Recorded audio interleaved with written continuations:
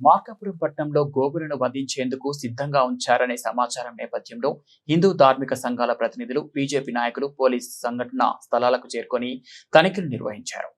ఈ ఘటనకు సంబంధించి కొందరు అనుమానితులను అదుపులోకి తీసుకొని విచారిస్తున్నట్లు సమాచారం. స్థానికంగా నాగులవరం రోడ్లోని కమ్యూనిస్టు కాలనీ, కాలేజీ రోడ్లోని హరిజనపాలెం ప్రాంతాల్లో గోవులను ఉంచినట్లు సమాచారం అందడంతో హిందూ సంఘాల నాయకులు, బీజేపీ కార్యకర్తలకు అక్కడికి చేరుకొని నిర్వాహకులతో వాగ్వాదానికి దిగారు. అనంతరం పోలీసులకు సమాచారం ఇవ్వడంతో వారు సంఘటనా స్థలాలకు చేరుకొని పరిస్థితిని అదుపులోకి తీసుకున్నారు.